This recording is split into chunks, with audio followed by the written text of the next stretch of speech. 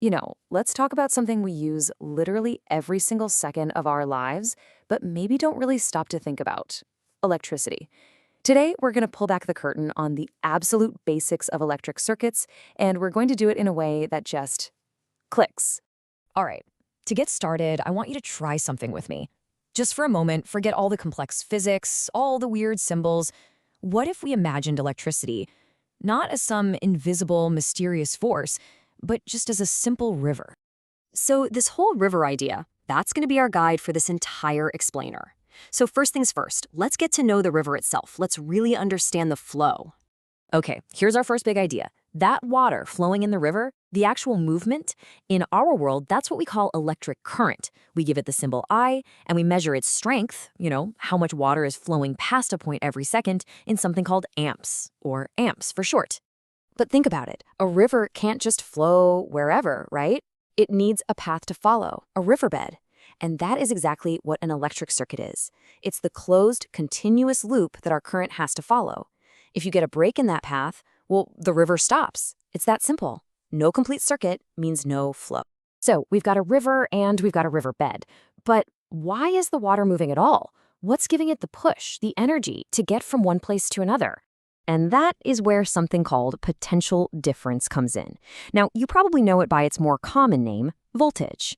In our metaphor, just think of voltage as the slope of the riverbed. A really steep hill gives the water a huge push, right? Well, in electricity, voltage is that push. It's the electrical pressure, and we measure it in volts. And the connection here is just completely intuitive, isn't it? If you have a low push, a gentle little slope, you get a low flow, a lazy river. But if you have a high push, a super steep slope, you're going to get a much stronger, faster flow. It's a direct relationship. More voltage equals more current. Now, here's the really cool part. This isn't just some convenient analogy we came up with. This simple relationship is a fundamental rule of physics, and it's called Ohm's law. It's the scientific proof of what we just saw. Current is directly proportional to voltage. This is basically the law that governs our entire electric river. But, let's be real. No river flows perfectly smoothly forever. There are always things getting in the way. Which brings up a really important question. What's slowing our river down? Well, every material has something called resistance. For our river, just picture these as the rocks, the fallen logs, and those narrow parts of the canyon that create friction and fight against the flow of the water. We give resistance the symbol R, and we measure it in a unit called ohms. So what determines how many rocks are in the path? Well, it usually comes down to four main things. The longer and narrower the river, the more resistance it's going to have. And of course, the material of the riverbed itself matters a whole lot. And, believe it or not, even the temperature can change how much resistance a conductor has. Okay, here's a fun question to think about. Does our river always have to be just one single lonely stream? Or, could it branch out into a bunch of smaller streams? This is actually a super important concept when you're designing circuits. And the answer is, yeah, it can absolutely do both. In what's called a series circuit, it's just like one single river. The current has only one path it can possibly take. But in a parallel circuit, the river actually splits into multiple streams, and the current divides up among them. Fun fact, the wiring in your house is a great example of a parallel circuit. All right, we're on to our last big idea.